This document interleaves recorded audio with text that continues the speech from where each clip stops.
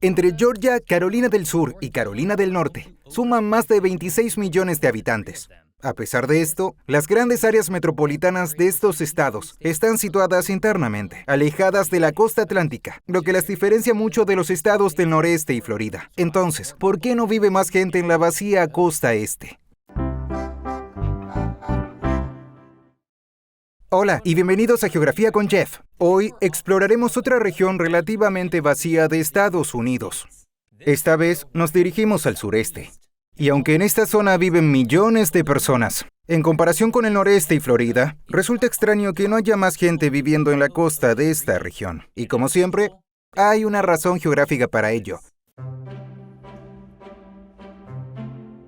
La vacía costa este, que abarca los condados orientales de Georgia, Carolina del Sur y Carolina del Norte, alberga una gama singular de accidentes geográficos que han dificultado el asentamiento humano y la actividad económica. La región de la que hablaremos en el video se caracteriza por playas de arena suave, islas barreras y extensos pantanos salados. Estas islas barreras, aunque muy pintorescas y emblemáticas de la costa sureste, son una especie de arma de doble filo. Proporcionan protección contra la ira del Atlántico, pero a menudo no son tan estables para soportar actividades humanas permanentes a gran escala, como los grandes puertos. Más al interior, la tierra se eleva gradualmente en colinas onduladas y montañas bajas, ofreciendo diferentes retos y oportunidades. Esta geografía ha influido en los tipos de industrias que han crecido aquí, centradas históricamente en la agricultura, especialmente en la plantación de cultivos comerciales como el tabaco, el algodón y el arroz en Georgia y Carolina del Sur. Fueron estas plantaciones las que acabaron por incrementar drásticamente la esclavitud en los estados, ya que para realizar operaciones de tal envergadura se requería gran cantidad de mano de obra. Esta parte de la historia ha dejado una huella indeleble en la economía de la región y en la demografía del sudeste, que sigue siendo el hogar de la mayoría de los estadounidenses de raza negra. En 2021, toda la región sur de Estados Unidos albergaba cerca del 56% de la población negra del país, y solo en Atlanta vivían cerca de 2,2 millones, solo por detrás de la ciudad de Nueva York. En Carolina del Norte, la topografía es más variada. La llanura costera da paso a la elevada región de Piamonte y finalmente a los montes Apalaches, que añaden la silvicultura y la minería a la región. La vacía costa este está marcada por ríos importantes, como el Savannah, que también sirve entre frontera natural entre Georgia y Carolina del Sur, y el río Cape Fear, en Carolina del Norte. Aunque estos ríos han sido esenciales para el transporte y el comercio interior, no eran tan grandes como para facilitar un comercio marítimo significativo, como lo fueron el río Mississippi y el río San Lorenzo para el medio oeste de Estados Unidos y Canadá, respectivamente. Otro aspecto es la vulnerabilidad de la región a los fenómenos climáticos, en particular los huracanes. Esto ha condicionado el paisaje natural, la actividad humana y los asentamientos. El riesgo de catástrofes naturales ha sido un factor subyacente en la planificación y desarrollo de la costa de esta región. Desde 1990, 56 huracanes y tormentas tropicales han azotado esta región, convirtiéndola en una de las zonas más peligrosas para vivir en cuanto a preparación ante catástrofes naturales. Solo Florida recibe más huracanes, pero se debe a la combinación de huracanes procedentes del Océano Atlántico y del Golfo de México. La vacía costa este es una región fascinante del país, pero si aún no te has enterado, su historia y geografía han creado problemas a la hora de establecer grandes núcleos de población. Y enseguida exploraremos a qué se debe. Pero antes, si te está gustando este video, suscríbete. Tienes más videos divertidos de geografía a un solo clic. La costa sureste de Estados Unidos, concretamente los estados de Georgia, Carolina del Sur y Carolina del Norte, evolucionó de forma muy distinta a la de sus vecinos norteños. A diferencia de estados como Nueva Jersey, Nueva York y Massachusetts, con sus profundos puertos tallados por glaciares que facilitaron el crecimiento de centros urbanos, la costa del sureste cuenta con vastas islas barrera, pantanos salados y planicies. La ausencia de puertos naturales hizo que nunca se convirtieran en importantes centros de comercio marítimo. Esta limitación geográfica tuvo un efecto dominó en su población, orientándola hacia la agricultura, lo que ha tenido repercusiones hasta nuestros días. Las islas barreras ofrecen refugio frente al Océano Atlántico, pero no son tan estables como para soportar las actividades marítimas a gran escala que requieren los grandes puertos. La ciudad de Nueva York, por ejemplo, está construida sobre un puerto natural formado por hielo glaciar, de decenas de miles de años, lo que le ha permitido soportar tanto peso con un impacto mínimo. Sin los puertos naturales, los estados del sureste no podrían participar en el comercio transatlántico, que cataliza la industrialización y urbanización de las ciudades del noreste. En el sureste, Crecieron las economías de plantación impulsadas por cultivos como el arroz, el algodón y el tabaco. Las amplias llanuras alejadas de la costa eran idóneas para la agricultura a gran escala y el clima cálido y húmedo de la región ofrecía un entorno ideal para estos cultivos. Las plantaciones requerían una gran mano de obra, lo que llevó a la brutal importación y esclavización de africanos, una atrocidad histórica con consecuencias sociales y culturales para la región y el país en general. Y a diferencia de las economías diversificadas del noreste, que incluían la industria manufacturera, transporte marítimo y, con el tiempo, la tecnología, el sureste se especializó económicamente en la plantación, gracias al trabajo forzado de los esclavos, y fue esta economía la que desalentó la urbanización. Las plantaciones eran autosuficientes y no dependían de los centros urbanos para abastecerse de mano de obra o bienes como la industria manufacturera.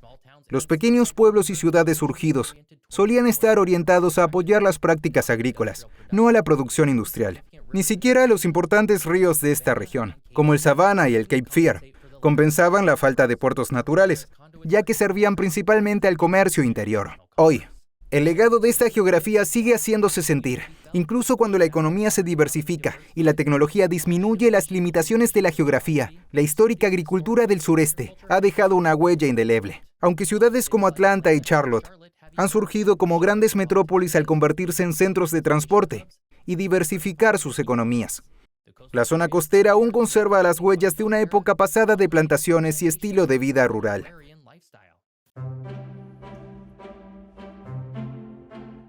Aunque las costas de Georgia, Carolina del Sur y Carolina del Norte son ricas en belleza natural, no han atraído a las densas poblaciones que vemos en el noreste de Florida o incluso en los centros metropolitanos cercanos como Atlanta y Charlotte. Más allá de los factores históricos como la falta de puertos naturales y una economía centrada en las plantaciones, varias razones actuales explican esta brecha en la demografía. Las ciudades metropolitanas son los principales imanes de población y las oportunidades de empleo en estas regiones costeras suelen ser menos abundantes y diversas respecto a otras regiones del país. Aunque el turismo, la agricultura y la pesca ocupan un lugar destacado, no hay tantos puestos de trabajo en estos sectores como en la industria manufacturera. Y aunque grandes urbes como Atlanta, Charlotte y el Triángulo de Investigación de Raleigh-Durham se han convertido en centros empresariales que atraen a jóvenes profesionales y crean numerosos empleos, se han convertido en el centro de toda la región. Estas metrópolis han absorbido la vitalidad económica de ciudades que podrían haberse convertido en grandes urbes costeras,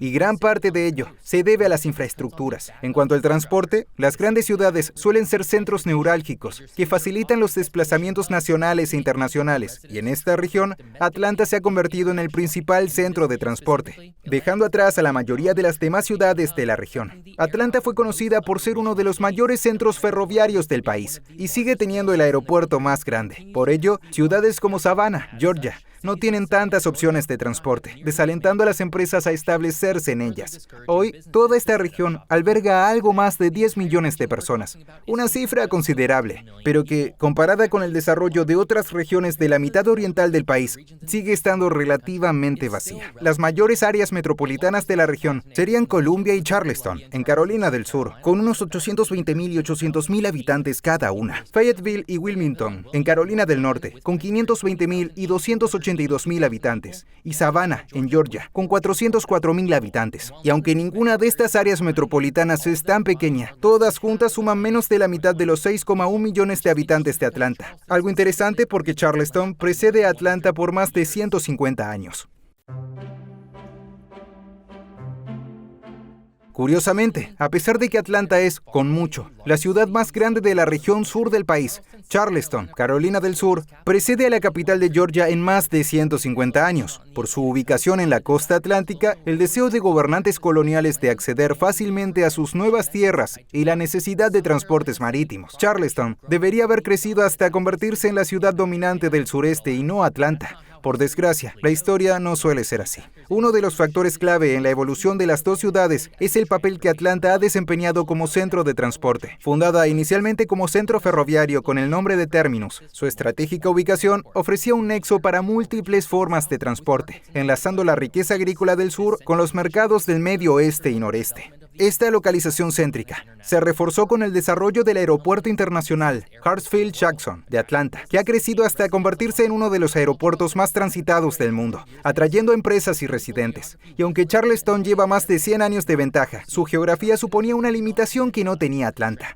Charleston está situada en una península limitada por los ríos Cooper y Ashley y el Océano Atlántico. Esta limitación geográfica ha restringido en cierta medida su capacidad de expansión, a diferencia de Atlanta, con más espacio para crecer y desarrollarse. La baja altitud del terreno costero también la hace más vulnerable a la subida del nivel del mar y a los fenómenos meteorológicos extremos, disuadiendo inversiones y desarrollo urbano a gran escala. Los factores sociales y culturales también han influido en la trayectoria de la ciudad. Aunque ambas ciudades son vibrantes centros culturales, Atlanta se conoce como la capital no oficial del sur, al ser sede de acontecimientos como los Juegos Olímpicos de 1996 y cuna de movimientos por los derechos civiles. Charleston, rica cultural e históricamente significativa, no ha sido escenario de acontecimientos de repercusión internacional o nacional. En resumen, Atlanta simplemente tenía demasiadas ventajas cuando fue fundada, que para 1890 ya era más grande que la ciudad más poblada de Carolina del Sur. Es realmente muy interesante el desarrollo geográfico del noreste y el sureste. Se podría trazar una línea en la que hacia el sur, los principales núcleos urbanos se alejan de la costa atlántica.